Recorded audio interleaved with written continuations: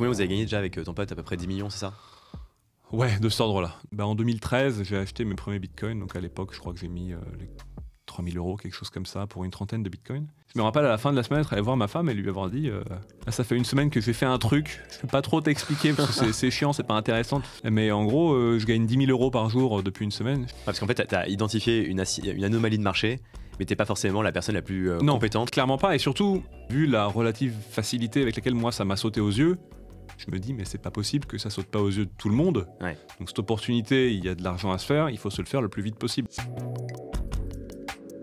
Sylvain, salut, ravi de te recevoir dans le podcast. Aujourd'hui, on va revenir donc sur ton histoire qui est vraiment intéressante et assez atypique. Effectivement. Donc toi, tu es un ancien joueur de poker professionnel, hein? Tout à fait, ouais, tout à fait. Ancien joueur pro depuis entre, disons, 2008 et 2016. J'ai été joueur pro. Ça a été un parcours plutôt tranquille. En fait, 2008, je sors d'école d'ingé. Et je me dis, j'ai vraiment pas envie d'être ingénieur, j'ai pas envie de faire 9 to 5 au bureau, rentrer fatigué, faire la même chose tous les jours toute ma vie. C'est une perspective qui me plaît pas trop. Et je me dis, mais qu'est-ce que je vais pouvoir faire de ma vie? Donc là-dessus, je consulte un peu des forums de poker et je vois qu'il y a des gars qui gagnent beaucoup de sous, quoi. Je vois des graphes à 50 000 € par mois et tout. Je fais, ouais, quand même. Et je vois les gars, je regarde un peu ce qu'ils racontent et j'ai pas l'impression qu'ils soient forcément extraordinaires.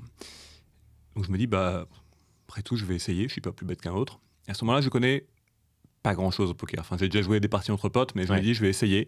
Je vais essayer pendant un an, je me donne un an, je deviens pro au poker. Et si je gagne moins de 100 000 $ à l'époque, je me dis, je trouve un boulot, histoire de pas foutre mon diplôme complètement à la poubelle. Mon année se passe, ça se passe mieux qu'on aurait pu l'imaginer vu l'ambition, disons, que je m'étais fixée, au sens où un gars qui me raconterait ça maintenant, je dirais mais mon pauvre gars, tu vas te planter complètement. En pratique, Pourquoi? ça se passe pas mal, parce qu'il y a une espèce de prétention et de présomption que je vais réussir à être pro, alors que vraiment j'y connaissais très très peu, quoi.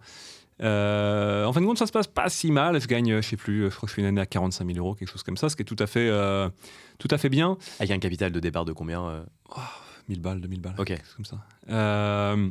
Mais le problème, si tu veux, c'est que tu peux pas te dire, voilà, j'ai gagné 45 000 €, je vais en faire une carrière, parce que t'as pas de sécurité de l'emploi, ça va sans dire. T'as pas la retraite, t'as aucune reconnaissance sociale, surtout. C'est-à-dire que l'expérience que t'acquiers en tant que joueur de poker, ça vaut rien. Concrètement, tu essaies de retourner dans le monde réel derrière. Tu dis, je suis joueur de poker, les gens te regardent. Ouais. Mais d'ailleurs, je crois que les joueurs de poker traînent aussi beaucoup entre eux. Parce que c'est vrai qu'il y a un peu ce côté où, vu de l'extérieur, tu dis, en fait, les joueurs de poker jouent aux cartes, quoi. Ouais, tout à fait. Ouais, totalement. Ouais, effectivement, tu as un côté. Je me suis dit, ce gars-là, c'est un branleur, quoi. Et c'est vrai, en plus. C'est-à-dire que je peux même pas dire, oui, j'ai acquis des skills, machin. Ok. Ah oui, quand même, il y a une certaine maîtrise de soi, une certaine gestion de ses émotions, mais c'est des choses qui se traduisent pas vraiment dans aucun autre contexte professionnel. Donc tu peux pas juste te dire, voilà, je gagne 30, 40, 50 000 € par an et te dire, je vais être bien avec ça. Et c'est surtout dommage si jamais tu as par ailleurs la capacité d'avoir une carrière propre sur toi, qui fonctionne bien, d'ingé, etc. Donc je me dis, c'est pas assez, je vais essayer de trouver un boulot. Évidemment, je traîne la patte pour trouver un boulot parce que c'était pas une perspective qui m'enchantait non plus. Et puis, au bout de quelques mois, soit en passant quelques mois où c'est les meilleurs mois de ma vie, je gagne 15 000 € par mois. Ok. En jouant combien de temps par jour à peu près À peu près 6 heures par jour. Ok. Ouais. En gros, je m'étais quand même gardé une routine. Moi, j'étais joueur de cash game, donc pas joueur de tournoi, donc c'est quelque chose que tu peux faire la journée, n'importe quand. C'est-à-dire que tu arrives à une table et quand tu veux, tu ressors de la table quand tu veux. C'est ça, avec l'argent que tu as gagné ou perdu. Ouais. Et tu fais plusieurs tables en même temps. Et tu fais le plus de tables gérables en même temps, sans trop, disons, nuire à ta capacité de bien jouer, quoi. Okay. Dans mon cas, c'était une douzaine de tables, en même temps. Donc je fais des très bons mois, mais je finis par trouver un boulot dans une SS2I, donc une boîte de consultants en informatique. Et alors pas n'importe quelle SS2I, je me suis pas retrouvé dans une SS2I normale et sérieuse, je me suis retrouvé dans une espèce presque une secte, quoi. Où en gros la chef de la SS2I avait réinventé toutes les méthodes classiques pour coder. C'était horrible. Okay. C'était vraiment tout ce que j'aurais pu imaginer dans mon pire cauchemar. Okay. C'est le karma qui t'a envoyé vraiment un signe pour que tu continues le poker. Ouais, c'est ça. Au bout de 2 mois et demi, par ailleurs, en prenant le RER tous les matins, j'avais dans le RER écrit un livre pour apprendre à jouer au poker, justement. Au bout de 2 mois, il y a PokerStars qui m'appelle pour dire « Ah, tu veux pas devenir joueur pro avec un contrat chez nous ?» Un petit contrat, mais c'était quand même quelque chose, quoi. C'est quoi un petit contrat à peu près Voilà, c'était vraiment pas grand-chose. C'était les contrats online à l'époque. Ouais. Enfin, si, c'est vraiment pas grand-chose. Faut pas non plus... Ça restait 25 000 € de bonus à débloquer sur la room. Donc ça fait, disons, un filet de sécurité important, hein, de toute manière.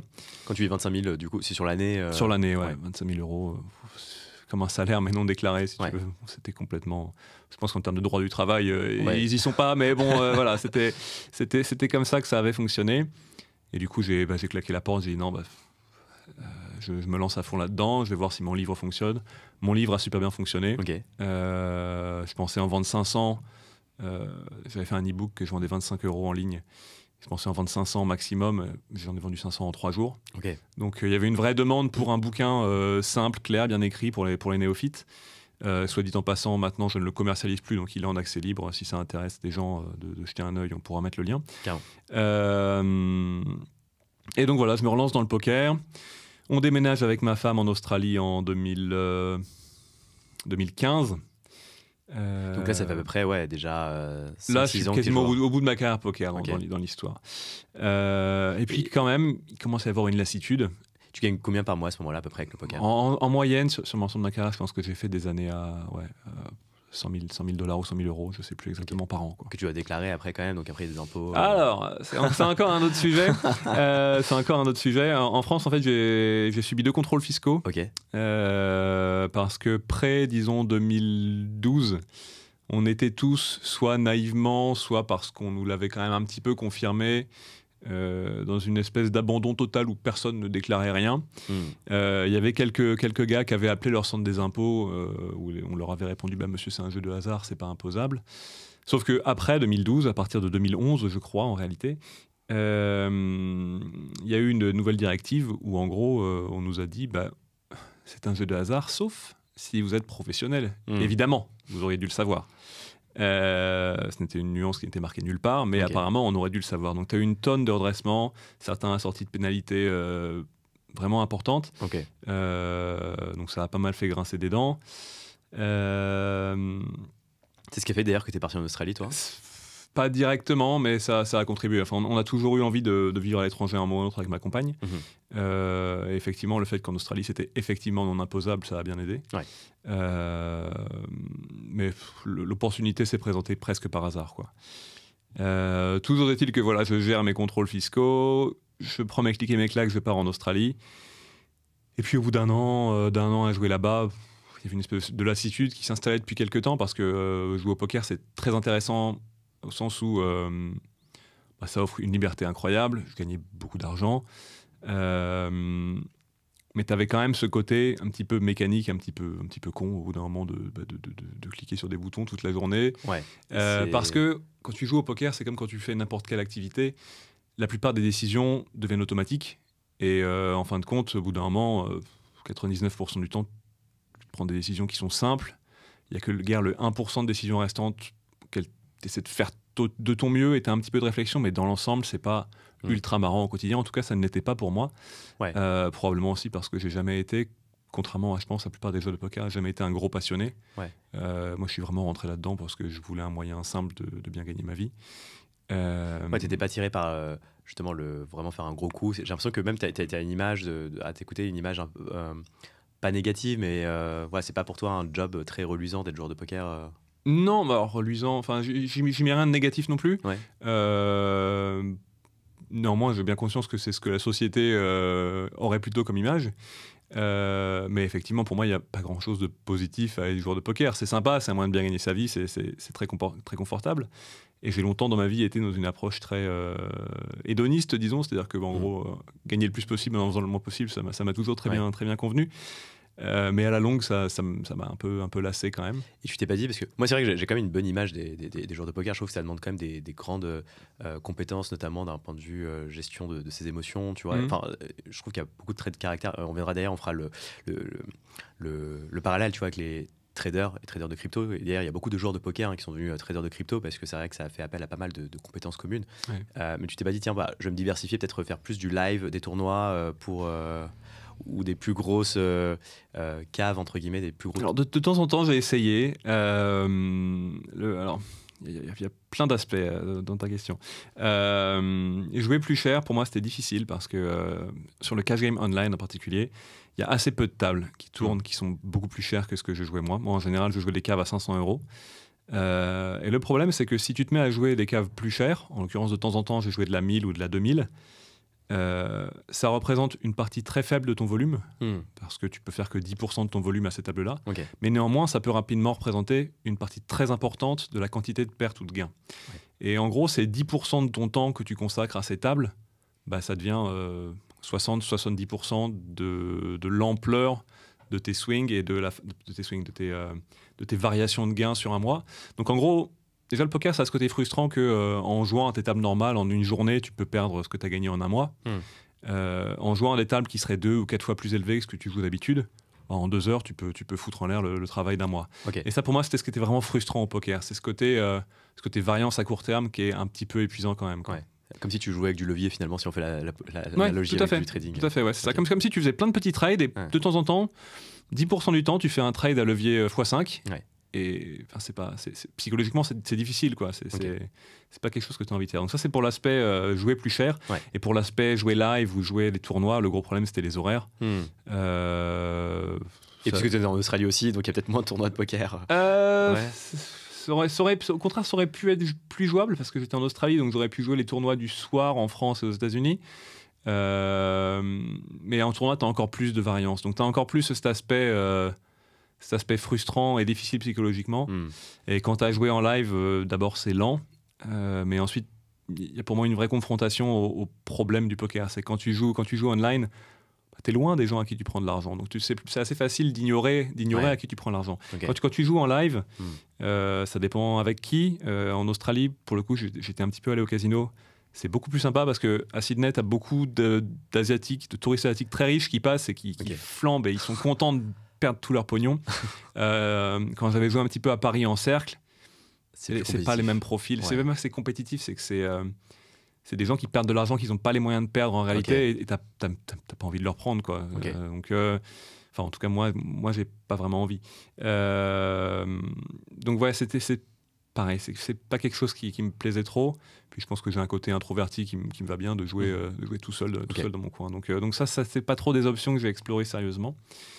Mais par contre, dans l'intervalle, j'avais été, pour transitionner un petit peu sur le cœur du sujet, j'avais été familiarisé à Bitcoin aussitôt que 2011, je crois. En gros, sur un forum que je fréquentais, il y avait une personne en particulier que tu connais peut-être de réputation qui s'appelle Emilien Dutemps. Darkemy. Ouais, exactement, voilà, qui lui arrêtait pas de nous bassiner avec son histoire de Bitcoin, machin. Puis petit à petit, à force d'en entendre parler, de me laisser convaincre par l'idéologie derrière le truc, me dire que dans le pire des cas, ça pouvait être un bon investissement, même si on faisait complètement fausse route sur le côté un petit peu idéologique. En 2013, j'ai acheté mes premiers bitcoins. Donc à l'époque, je crois que j'ai mis les 3000 €, quelque chose comme ça, pour une trentaine de bitcoins. 2013, on était sur un bitcoin entre 100 et 1000 $. Ouais, j'ai dû acheter vers 100, 200, je pense. Ok. Et puis j'ai mis ça de côté avec, pour le coup, la bonne approche, entre guillemets. C'est-à-dire, j'ai acheté pas en me disant je vais revendre tout de suite, en me disant je mets de côté, j'y pense le moins possible et puis je verrai si un jour... Et alors d'ailleurs, question, en 2013, comment on met des bitcoins de côté, comment tu les stockes? Parce que c'est vrai que c'est un peu... Alors à l'époque, j'avais juste... donc j'avais acheté sur Bitstamp et MTGOX. Ok. J'avais judicieusement retiré des exchanges. Bravo. Et j'avais tout mis, en fait sur mon laptop, sur le client Bitcoin Core. Ok. Et je pense que j'avais dû faire un truc extrêmement sécurisé, genre noter ma clé privée dans un bloc-notes. Quand je dis extrêmement sécurisé, c'est un peu ironique. Dans un bloc-notes Windows que j'avais foutu sur une clé USB et voilà, quoi. Okay. Pour rappel, un Mangox, ils ont fait faillite en février 2014, donc pas si longtemps. Je suis pas mal tombé. Mais si tu veux, j'ai jamais acheté dans l'optique de trade. Donc ça a toujours, c'est un avantage que j'ai eu, c'est-à-dire que j'ai acheté, j'ai retiré direct. Je me suis pas dit, je vais devenir un trader, machin. Ça m'a pas traversé l'esprit une seule seconde. J'ai directement acheté, j'ai retiré. Donc ça, c'était le risque de contrepartie. Je l'ai pas trop vécu, je l'ai pas trop ressenti à l'époque. J'ai laissé un peu tout ça de côté. Et puis vient fin 2016. J'ai des copains, pareil, issus du même forum, qui commencent à monter une espèce de truc à l'époque avec un coin qui s'appelait Z Classic, qui était un fork de Zcash. Et on commence à se dire, ouais, on va en acheter et puis on va essayer de pousser les gens à investir là-dedans, un peu en fait comme un pump and dump, sauf qu'on n'avait pas du tout ni les termes ni la moindre notion que ça pouvait pas être éthique. Et puis si on l'avait eu, je sais pas très honnêtement si ça nous aurait concerné beaucoup à l'époque. Mais dans tous les cas, on se dit ça, on fait le machin, on essaie de faire quelque chose, on achète, on essaie de le faire monter. On n'y arrive pas, parce qu'on était un peu nuls.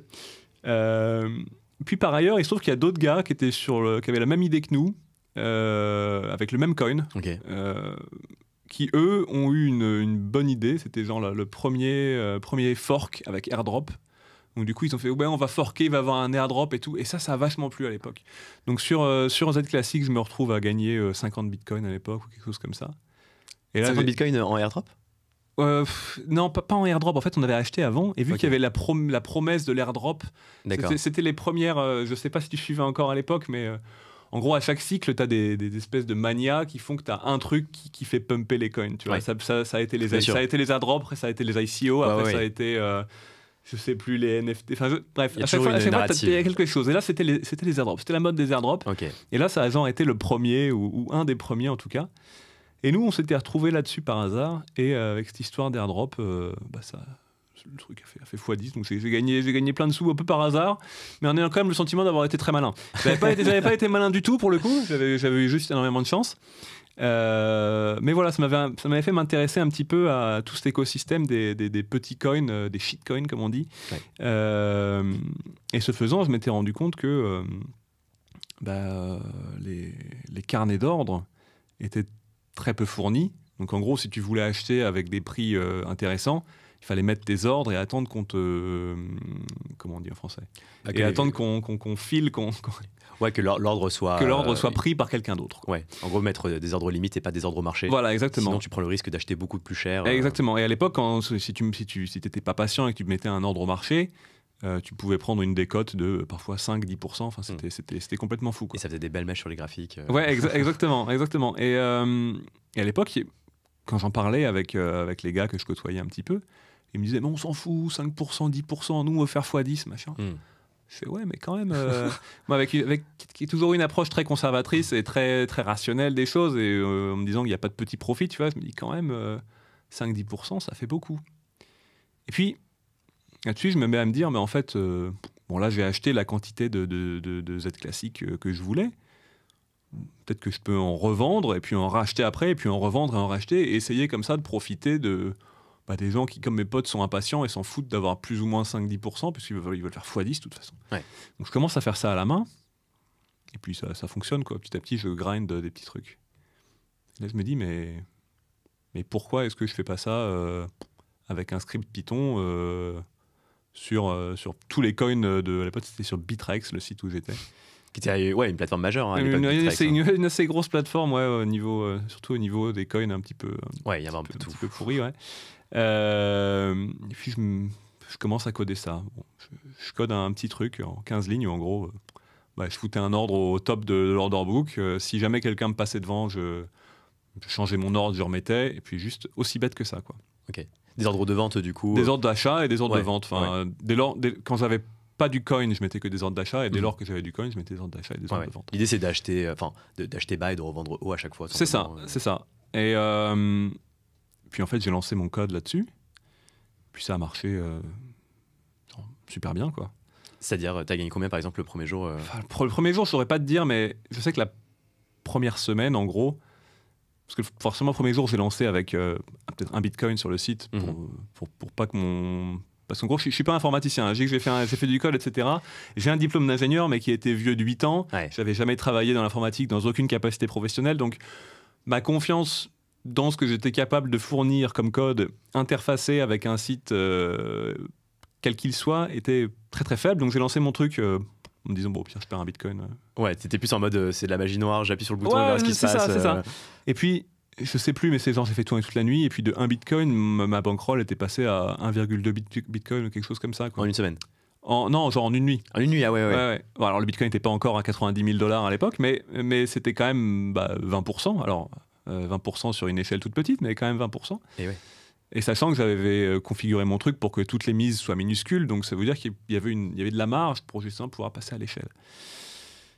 Donc là, je me dis, c'est quand même pas mal. Je vais juste augmenter un peu les enchères et puis on va voir comment ça se passe. Et puis la première semaine, je fais ça une semaine, puis ça gagnait vraiment beaucoup d'argent. Pendant cette semaine, je me rappelle à la fin de la semaine être allé voir ma femme et lui avoir dit Isa, là, ça fait une semaine que j'ai fait un truc, je ne peux pas trop t'expliquer parce que c'est chiant, c'est pas intéressant, ça t'intéressera pas.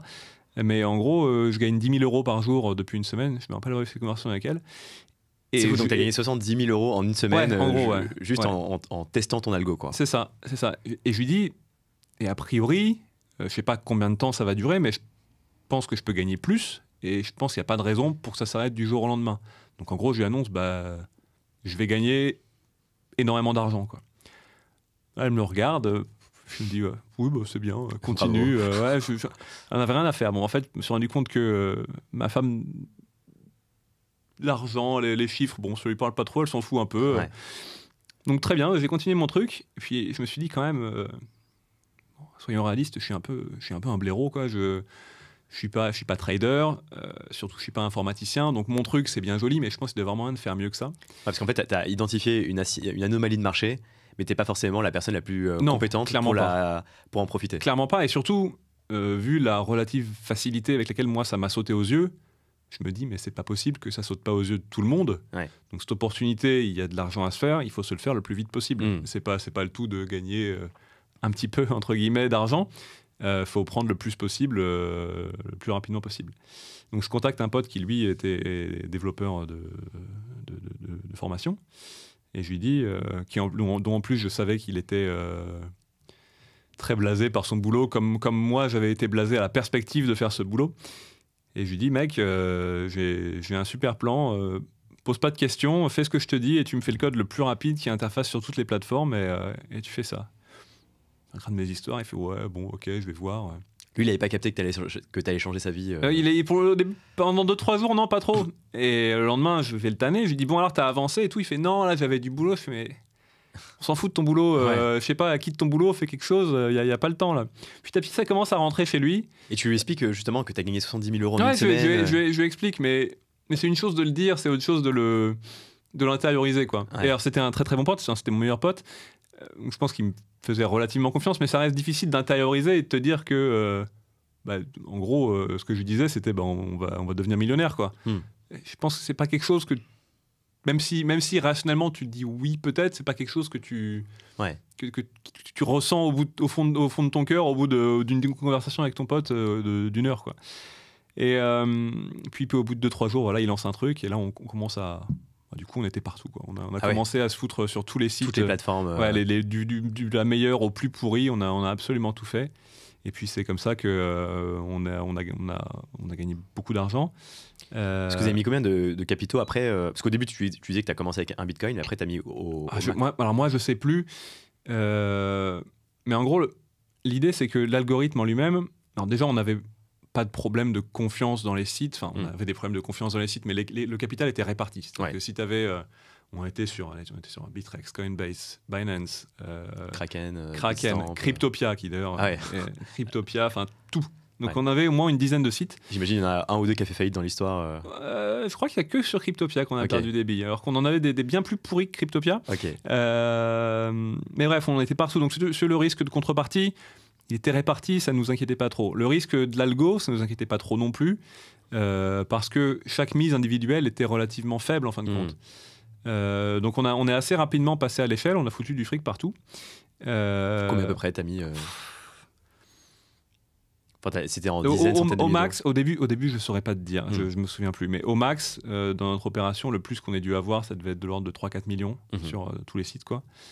Et je me rappelle notamment une fois où il y avait ce site qui s'appelle, je ne sais pas s'il tourne encore, IDBTC. C'est une bonne question. IDBTC, je crois que ça n'existe plus. Hein. Peut-être, ouais, j'ai un truc. Je sais pas, mais alors, c'était un espèce de truc... géré par C'est une assez scammy, entité. ouais. Ouais, c'était très scammy. Ouais. C'est très scammy. Ce qu'ils disaient, c'est que c'était en gros plus ou moins affilié à la mafia russe. On savait pas trop quoi. Et il y a tout un temps où il y a plein de gens qui avaient des retraits qui étaient bloqués, quoi. Et en gros, tout le monde se disait, bah ça y est, ils se sont barrés avec le fric. Nous, à ce moment-là, on avait, je crois, 1 million ou 1,5 million sur le site. Et on se dit, putain, merde, ça fait chier quand même, quoi. Ah ouais. Puis en fait, compte, même là, ça a fini par passer. Au bout d'une semaine, ils nous ont répondu très poliment, ah non, c'est bon, pas de problème. Ok. Pendant ce temps, on voyait des gars sur Reddit qui avaient 10 000 balles qui étaient encore coincés sur le truc. On dit, bon, bah écoute. Donc il y a eu aussi une part de chance. Ouais. Mais toujours est-il que voilà. Et avec mon pote, en fin de compte, ce dont on s'est rendu compte que plus tard, c'est qu'on avait a posteriori réinventé un concept de finance traditionnelle bien connu qui s'appelle le market making. Sauf qu'apparemment, personne n'a vu l'idée d'en faire dans les cryptos. Mais je trouve ça faux parce que moi, j'ai quand même cette idée que même en 2016-2017, il y avait des market makers dans la crypto, mais qui étaient peut-être plus concentrés sur les majeurs crypto, tu vois, type Ethereum, Bitcoin, Ripple à ce moment-là, et peut-être moins sur les petites caps. Je sais pas s'il y a vraiment des market makers. Ce qu'il y a de sûr, c'est qu'il y avait des arbitrageurs qui étaient sur les gros coins. Ça, il n'y a pas trop de doute. Y compris, je pense, des gens affiliés à la finance traditionnelle qui avaient une belle opération qui tournait bien. La preuve en étant que les opérations d'arbitrage à faire algorithmiquement, c'était difficile, quoi. Enfin, je sais que je m'étais posé la question à un moment et il n'y avait pas une place énorme pour ce genre de business-là. Il y avait un autre, disons, une autre catégorie où il y avait c'était le tout début d'avoir des market makers. C'était pour certaines ICO qui se lançaient, où là, effectivement, ils contractaient des market makers et leur disaient, voilà, 1 million de tokens, faites-nous un beau marché, éventuellement faites-nous aussi un peu de wash trading pour qu'on ait l'impression qu'il y a de l'activité sur notre coin. Et si vous pouvez faire aussi grimper le prix, ça nous arrange. Ouais, voilà, exactement. Mais il n'y avait pas cette opération généralisée. Enfin, j'ai pas l'impression qu'il y avait beaucoup de gars comme nous qui s'étaient dit on va juste tout prendre partout. Okay. Et la raison que je vois à ça, c'est que et à l'époque, quand j'avais commencé à envisager de changer un petit peu de carrière, j'avais passé un entretien avec une boîte de trading qui s'appelle Optiver. Et je leur ai parlé des cryptos. Eux, ils m'avaient dit non, mais on touche pas à ça. Déjà parce que le marché est trop petit. Et ensuite parce qu'au niveau réglementaire, c'est intouchable, quoi. Et il y a trop de risques. Et en fait, dans tout le milieu de la finance traditionnelle à cette époque, je pense que c'était un sentiment assez généralisé. Tu avais une très mauvaise perception de la taille de l'opportunité et aussi de la taille du risque. C'est-à-dire que les gens avaient l'impression que les plateformes allaient disparaître du jour au lendemain, alors qu'en général, on parlait de plateformes qui tournent depuis 3, 4, 5 ans. Et ensuite, qu'il n'y avait pas tant de fric à se faire que ça, quoi. Okay. Et je pense que c'est une très grosse erreur qu'ils ont commise là, qu'ils ont perdu une belle opportunité qu'ils auraient pu réaliser plus tôt. Et ce qu'il y a de sûr, c'est qu'il y avait de la place pour des gars comme moi et mon pote. Après, petit à petit, forcément, mais assez lentement en fin de compte, l'edge qu'on avait a commencé à diminuer, parce que forcément, quand tu as des spreads de 10%, au bout d'un mois, il y a des gens qui se rendent compte qu'il y a un truc qui se passe, quoi. Ouais. Et donc petit à petit, ces spreads ont commencé à diminuer, mais ce qu'il faut se dire, c'est que quand tu pars d'un spread de 10% et un marché qui a un volume de 1 million, ce qui est énorme pour un spread aussi ridicule. D'ailleurs, le spread, je précise, c'est l'écart entre l'offre et la demande. L'écart entre l'offre et la demande, ouais. Même s'il se réduit 5 fois, 10 fois, que tu as encore un spread de 1 ou 2%, ça reste des marges énormes par rapport à ce que tu peux avoir dans la finance traditionnelle ou même à l'heure actuelle sur les marchés crypto. Dans la finance traditionnelle, en général, quand tu as ce qu'on appelle quand tu as 0,1%, tu es content, quoi. Enfin, et les market makers, ils se battent. Les market makers ne cherchent même pas à gagner de l'argent directement par leurs opérations, mais ce qui se passe dans la finance traditionnelle généralement, c'est que ils sont payés, ils ont en fait des commissions positives payées par les plateformes de marché pour fournir de la liquidité. Donc c'est vraiment un autre monde complètement. Il y a une compétition qui est bien supérieure et la manière dont ils se rémunèrent est différente de la manière dont nous, on gagne de l'argent qui en fin de compte, une opportunité qui n'aurait même jamais dû exister. Enfin, c'était complètement incroyable que ça existe. Et donc là-dessus, on a fait tourner cette opération pendant 4 ans. Petit à petit, nos gains ont diminué. Et puis ça a diminué tant et plus que quand j'ai enfin voulu rentrer en France, parce qu'on a eu des enfants avec ma compagne, quand j'ai voulu rentrer en France, on a complètement arrêté parce que les sommes qu'on gagnait encore par rapport à ce qu'on avait déjà gagné par le passé plus les complexités réglementaires et fiscales de rentrer en France valaient plus le temps que j'allais passer à faire ce truc-là, quoi. Parce que en fait, combien vous avez gagné déjà avec ton pote? À peu près 10 millions, c'est ça? Ouais, de cet ordre-là. Ok. En gros. Et j'imagine que, en gros, chaque jour, vous gagnez combien à la fin pour que ce soit plus rentable, entre guillemets? Enfin, je sais pas, vous gagnez 1000, 2000 On gagnait encore bien notre vie, mais après, c'est une question. Je vais pas dire que la question n'a pas de sens, la question a du sens. Mais c'est que ça correspondait peut-être en plus. En fait, on pouvait plus se rendre compte de ce qu'on gagnait. Parce que quand tu fais du market making, tu as un problème d'inventaire. Ce qu'on appelle l'inventaire, c'est que pour pouvoir vendre des cryptos, tu es obligé de posséder des cryptos. Ouais. Et en fin de compte, l'activité de market maker, comme tu achètes et que tu vends, elle est relativement neutre. C'est-à-dire que tu n'es pas censé être trop impacté par les variations du cours. Oui, c'est ce qu'on appelle des stratégies market neutral. C'est-à-dire que peu importe que le marché aille à la hausse ou à la baisse, ça ne doit pas impacter ton activité. Toi, ce dont tu as besoin, finalement, c'est de volatilité. Exactement. Ouais. Sauf que dans les cryptos, ce n'est pas exactement possible de faire ça parce que... prenons un exemple très bête. Quel coin pourri on peut prendre on prend Shiba. Ouais. On prend Shiba. Si tu veux faire du market making sur Shiba, tu es obligé d'avoir une trésorerie constituée de Shiba. Parce que tu peux pas, ou en tout cas peut-être que tu peux, mais à mon avis c'est difficile. Tu peux pas sur un site acheter des Shiba et sur un autre site te hedger en faisant un short Shiba. Aujourd'hui tu peux. Tu peux, mais je pense qu'en termes de ce que tu payes en frais, de la trésorerie que tu dois déployer, je pense que c'est... Il y en a beaucoup aujourd'hui qui font ça parce qu'aujourd'hui les marchés, les taux sont quand même positifs, donc t'es incentivé à shorter en fait le marché. Ah oui, d'accord. Ouais. Okay. Et d'ailleurs c'est la stratégie de pas mal de hedge funds. Et par exemple si on prend Ethena, tu vois qui est un stablecoin algorithmique, eux leur stratégie c'est justement de shorter Ethereum parce que finalement tu as des taux de refinancement positifs. Ouais, ok, intéressant. Okay. Mais en tout cas, alors soit parce que on n'a pas été assez sophistiqué pour le faire, soit parce que la possibilité se ferait pas trop à nous à l'époque. Oui, peut-être qu'il n'y avait pas la techno, enfin il y avait moins les produits à l'époque. C'était peut-être moins liquide aussi. Ouais. On avait un risque d'inventaire. Et quand tu as un risque d'inventaire, la valeur de ton inventaire, elle fluctue au jour le jour. Et du coup, quand on regardait notre trésorerie au jour le jour, c'était difficile de dire si les gains ou les pertes qu'on accumulait venaient des opérations qu'on réalisait ou juste de la variabilité de notre trésorerie. Quoi. Okay. Donc ça devenait dur à quantifier. Donc il y avait un risque de perte finalement et pas... Il y avait aussi un risque de perte. En gros, si le marché, si on était en bear market séculaire, on allait petit à petit perdre du fric parce qu'on avait notre trésorerie qui allait s'éroder. Donc tu voulais te dérisquer aussi du marché crypto finalement. Voilà, il y avait ça aussi. Et après, te dire ce qu'on gagnait, peut-être qu'on gagnait 10 000 euros par mois, je sais pas, 20 000 euros par mois. Mais entre le fait qu'il fallait partager ça à deux, alors on a toujours été extrêmement informel dans notre partage, mais il fallait quand même le faire. Le fait que derrière tu aurais eu des taxes, parce que du coup on s'était déclaré. Alors lui il a été malin, il s'est installé en Andorre, donc il avait 5% d'impôt sur les sociétés, donc il est plutôt tranquille. Moi dans mon cas j'étais aux Pays-Bas, donc j'étais revenu aux Pays-Bas dans l'intervalle, donc j'avais quand même l'impôt sur les sociétés là-bas, donc 30-40%, je sais plus exactement.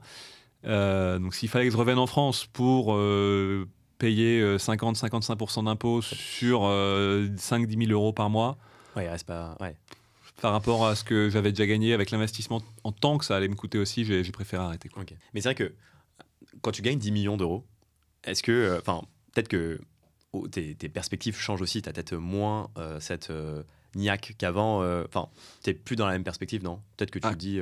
Complètement, complètement. Effectivement, c'est même au-delà de ça, c'est même encore plus pervers que ça, au sens où on a gagné, je pense qu'on a gagné 5 millions je vais dire un mois. Ah ouais, 5 millions en un mois. Ouais. Et après, ça a été en gros une exponentielle décroissante, quoi. Okay. Donc quand tu gagnes 5 millions en un mois, puis 2 millions le deuxième, tu arrives au troisième mois, tu gagnes qu'un million. T'es blasé. Ouais. Non, ça va super vite en fait d'être blasé. C'est fou. Et du coup, on a même à cette époque-là, on n'a pas fourni, même à l'époque on gagnait encore beaucoup, on n'a pas fourni la quantité de travail qui aurait été nécessaire pour maximiser nos gains. Clairement pas. On a très bien gagné notre vie, mais on aurait pu gagner encore plus. De temps en temps, on se le disait. 1 an après, 2 ans après, on disait quand même, on a été nuls. Ouais, bon, on a été nuls. Ça va, on a gagné. Mais ouais, ça va très très vite de se désensibiliser aux sommes et que ça devienne le nouveau normal, quoi, en fin de compte. Et c'est un côté bizarre. Je vais pas dire déprimant parce que ça n'a jamais été mon cas, mais je me rappelle, une fois que je vais gagner beaucoup d'argent, je ne sais plus exactement quelle somme, mais peu importe, je me rappelle être allongé dans mon lit et me dire exactement en ces termes-là le soir, bah, j'ai 30 ans et j'ai fini le jeu, quoi. Je me suis dit, j'ai eu l'impression d'avoir fini le jeu, parce que mon optique, quand je m'étais lancé dans le poker, à la base, c'était gagner, je sais pas combien je voulais mettre de côté. Je voulais mettre 500 000 ou 1 million de côté, et puis me dire, bah, après, je mènerai une vie un peu frugale, ou je monterai une boîte. Soit dit en passant, très mauvais plan, parce que les gens qui jouent au poker n'ont pas forcément la bonne personnalité pour monter une boîte. Je m'en suis rendu compte après, mais c'est une autre histoire. Donc ça n'aurait pas été réaliste. Mais j'avais toujours eu cette optique un petit peu hédoniste de dire, bah voilà, je gagne tant et je mets terminé, quoi. Je m'arrête et je fais autre chose. Et je me dis que j'avais du temps pour faire ça. Et en gros, là, en 3 semaines, 1 mois, c'était là, quoi. Et ça m'a jamais déprimé. Mais ça a un côté intellectuel, qui laisse un vide intellectuel, en fait. Un vide, tu te dis, mais qu'est-ce que je vais bien pouvoir foutre maintenant, quoi. Ouais, en fait, tu t'es face à toi-même et un peu face au vide, finalement, parce que tu te dis, ok, j'ai atteint un objectif qui était au-delà de l'objectif que j'avais, j'ai que 30 ans, et maintenant, en quoi consiste la vie? Enfin, ça te met face à toi-même. Ouais, tout à fait. Alors, c'est un problème de luxe, hein, clairement. Ouais. Mais c'est intéressant comme problème, tu vois, c'est un problème qui est légitime, qui est humain, et comment, justement, quand tu es face à ce problème-là, comment toi tu réagis finalement? Alors moi, j'ai eu la chance, à ce moment-là, d'avoir mon premier enfant. Donc ça m'a permis de repousser la question. Ouais. Donc j'ai eu un premier enfant. C'était un bébé extrêmement dur, qui restait une petite fille extrêmement dure. Donc ça occupe bien, si tu veux. Donc là, Okay. j'ai pu évacuer la question un temps. Ouais. Puis du coup, après, je me suis dit, bon, je fais un deuxième enfant, hein. Après tout, si des gens dans notre situation n'ont qu'un enfant, qui va avoir 2 enfants? Ça n'a pas de sens. Il faut qu'on fasse un deuxième enfant. Tu vois. Donc on a fait un deuxième enfant. Ouais. Puis là, on vient d'en avoir un troisième. Tu vois, ça, je peux toujours repousser un petit peu le moment, l'échéance de vraiment me poser la question, qu'est-ce que je fais de mes 10 doigts? Qu'est-ce que je fais de ma tête, quoi? Je t'ai pas dit, justement, maintenant, je peux créer une boîte ou un projet sans espérer être rentable le premier jour, mais accomplir une vision plus grande. Alors oui, ça a toujours été... En fait, depuis la fin, et même depuis le milieu de ma carrière poker, j'ai toujours eu cette idée de me dire, bon, ok, je joue au poker, c'est bien, je gagne de l'argent, mais je suis en fait un parasite, quoi. Ouais. Alors ça m'a jamais empêché de dormir, hein, mais il n'y a aucune vertu pro-sociale à être joueur de poker, il n'y a aucune vertu pro-sociale à gagner de l'argent en travaillant des cryptos. Et c'est toujours quelque chose qui m'a manqué, et c'est toujours quelque chose dans lequel j'ai eu envie de m'investir. Pour autant, il y a 2 choses qui m'en empêchent jusqu'à maintenant. Les trois. C'est d'abord, je ne suis pas un bosseur incroyable. La raison pour laquelle j'ai eu ce parcours-là, c'est parce que je ne suis pas un bosseur et que j'ai envie de trouver des raccourcis. Alors ça, d'ailleurs, juste petit aparté par rapport à ça, c'est vrai que souvent, et je pense que c'est un peu une vertu en trading, c'est-à-dire que c'est pas parce que plus t'en fais, plus que tu vas gagner, au contraire. C'est-à-dire que la quantité de travail mise, entre guillemets, va pas être... tu vas pas avoir des gains proportionnels à cette quantité de travail. Et non, c'est vrai que... après, je pensais un petit peu de tous les profils en réalité. Et en fait, je pense que la capacité à s'organiser, à être bosseur, ça peut aider aussi. Alors après, si on parle en quantité, pas forcément de travail, mais en quantité dévouée à l'activité, je pense qu'à contrario, ça va effectivement vite de se faire happer par le truc, de devenir émotionnellement trop investi, et là de se foirer. Mais si on parle vraiment de travail au sens... je travaille mes décisions, je réfléchis à ce que je fais des recherches. Là, je pense que c'est que du positif. Mais ouais, dans mon cas, voilà, j'ai jamais été un gros bosseur, quoi. Enfin, j'aime prendre mon temps pour faire les choses, j'aime avoir ma petite vie tranquille. La deuxième chose, et la chose principale, c'est que je suis quelqu'un d'assez solitaire. Et quand je passe du temps avec des gens, parfois c'est difficile, quoi. Et ça, c'est pas des caractéristiques qui vont bien avec le fait de monter un projet entrepreneurial ou associatif ou quoi, parce que la perspective de me dire va falloir que je me coltine, il y a plein de choses qui me passionneraient dans ces choses-là, mais il y a aussi plein de choses, tous les à côté que j'ai pas envie d'avoir à supporter, quoi. Et ma personnalité mal adapté à tout ça. Donc ce qu'il me faudrait, c'est un associé, mais le problème, c'est que la plupart de mes potes, ils sont comme moi, quoi, en fin de compte. Donc c'est assez difficile. Mais je vais finir par trouver. Je suis confiant. Hein. En général, en prenant les choses lentement, ça finit par me tomber dessus. Et puis donc voilà. Donc là, au niveau dans un futur proche, au niveau de mes passions, comme beaucoup de gens qui font cette trajectoire un petit peu poker, crypto. Je m'intéresse pas mal à l'intelligence artificielle. Je verrai bien si je fais quelque chose là-dedans ou non. On verra, quoi. Et du coup, t'es vraiment sorti du monde de la crypto. T'es sorti quand d'ailleurs parce que donc, tu disais que quand t'es rentré en France, t'avais quasiment été là. J'ai vendu mes derniers Ethers. Il me restait 100 Ethers là. J'ai vendu les derniers là. Et sinon, le gros de mes cryptos, le gros de la fin de mes cryptos, j'ai vendu la fin en 2021, je crois. Ok. Probablement pas loin du top de la bulle de 2021. Okay. C'était plutôt coïncidentel. Enfin, je vais pas dire que j'ai timé le top parce que en fait, jusqu'à 2021, j'ai vendu assez régulièrement. Donc j'ai aussi vendu le bottom. Donc c'est pas du tout un brag. Mais voilà, parce que je rentrais en France, parce que je voulais liquider mes assets. Donc j'ai vendu ça à ce moment-là. Et là, en gros, j'ai plus de crypto. T'as pas voulu rentrer dans le marché après, pendant le bear market Pas en étant en France. Pas en étant en France. Pourquoi ? Parce que, comme je le disais tout à l'heure, j'ai eu 2 contrôles fiscaux. C'est des expériences, même si je suis clean, si tu veux. Le fait d'avoir le contrôle, d'avoir la scrutation de tes comptes, etc., c'est super pénible. Ouais. Et je voulais pas me relancer dans un truc qui allait me nécessiter de me déclarer. Est-ce que si je me déclare comme si je dis que c'est de l'investissement normal, est-ce que je vais pas être retoqué parce que j'ai un passif de professionnel et qu'ils vont me dire « Ah non, fallait vous établir en société parce que vous êtes un professionnel, parce que si, parce que ça ». Donc non, je me suis tenu complètement à l'égard de tout ça. Okay. J'ai investi mon fric dans une assurance vie au Luxembourg. Tout dans une enveloppe bien fermée.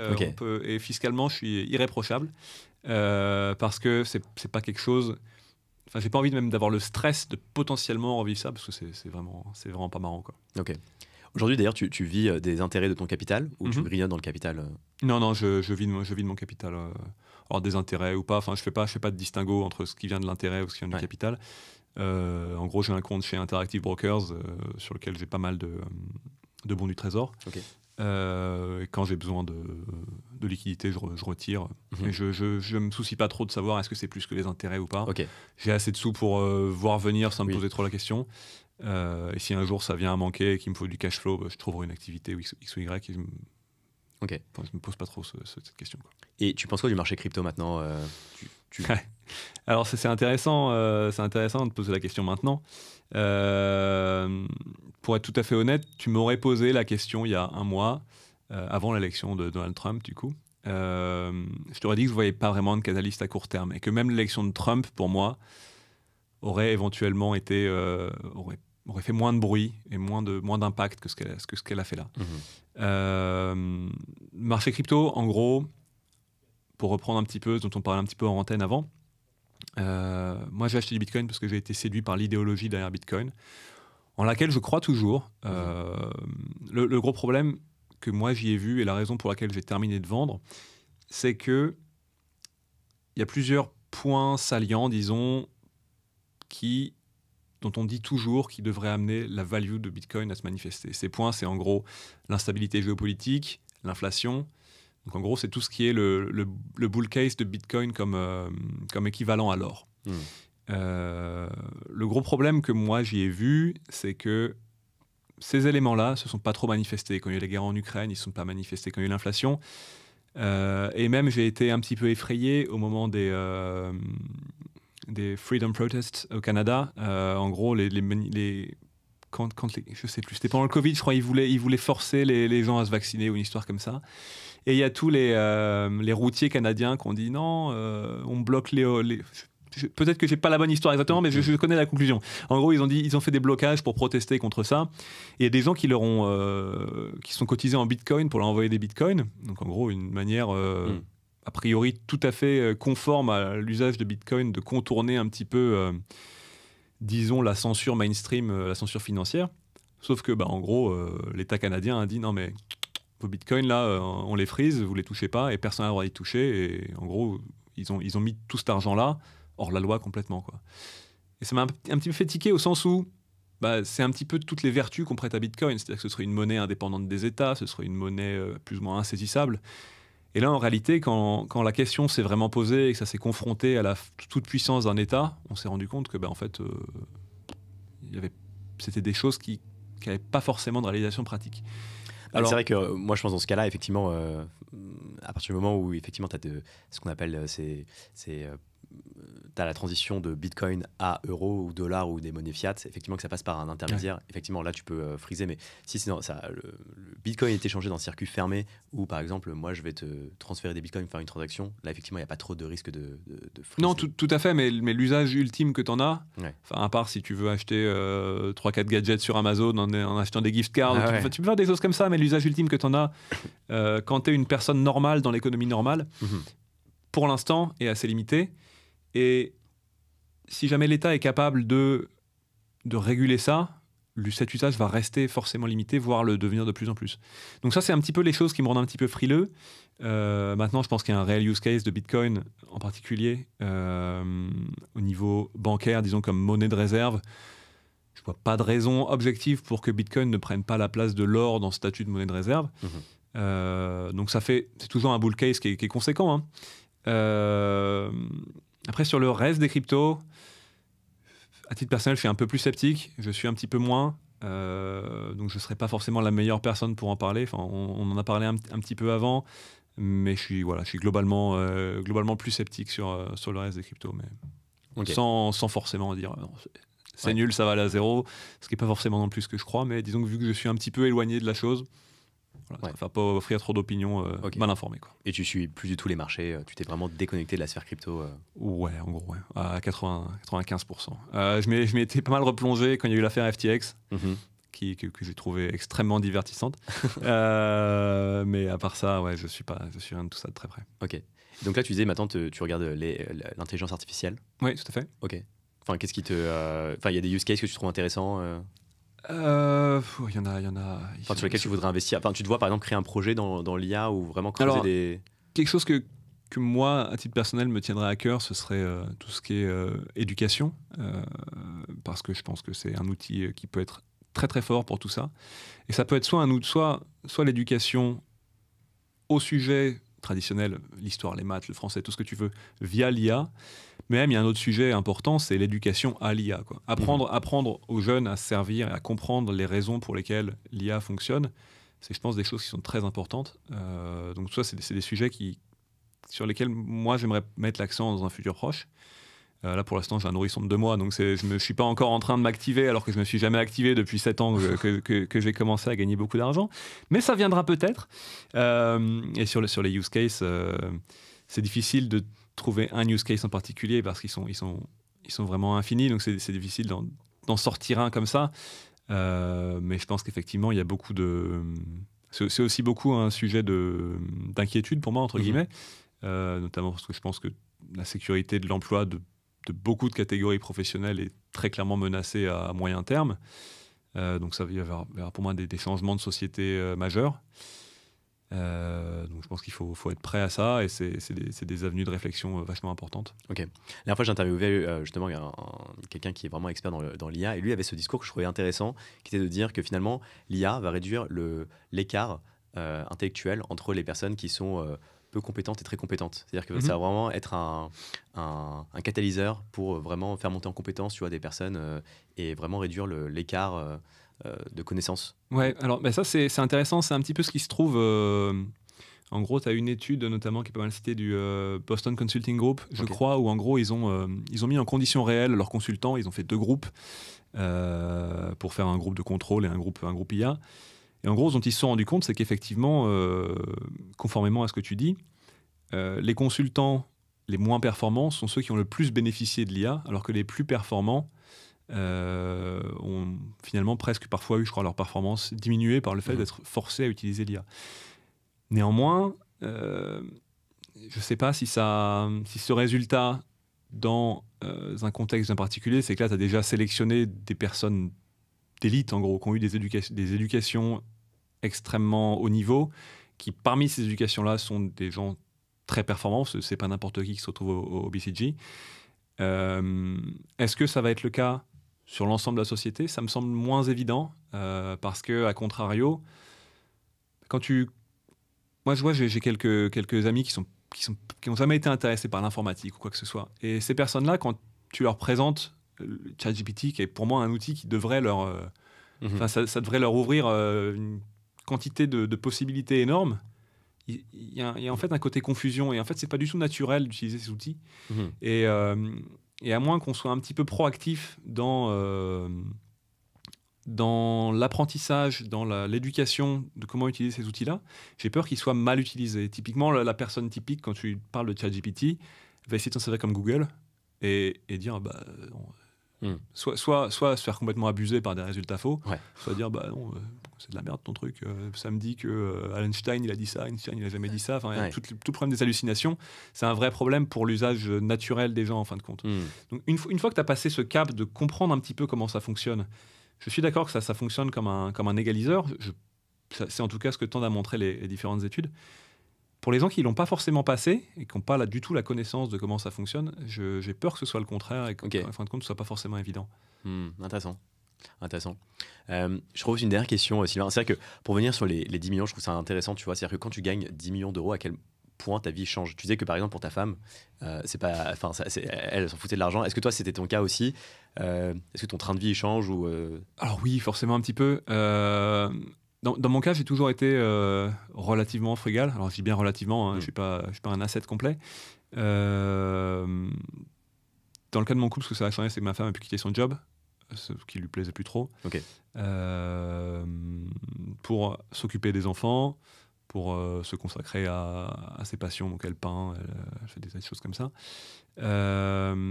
Au quotidien, en fin de compte, pour moi, ça n'a pas changé grand-chose dans la mesure où j'avais déjà un train de vie élevé, sans être extravagant. Je gagnais quand même très bien ma vie. Derrière, qu'est-ce que ça a changé? J'ai une maison un peu plus grande. J'ai un peu voyagé en business. Je le fais même plus maintenant parce que je considère que... Voilà. Mais sinon, pas grand-chose pour moi. Et ouais, tu disais, je sais pas, c'est vrai que le travail, entre guillemets, c'est quand même...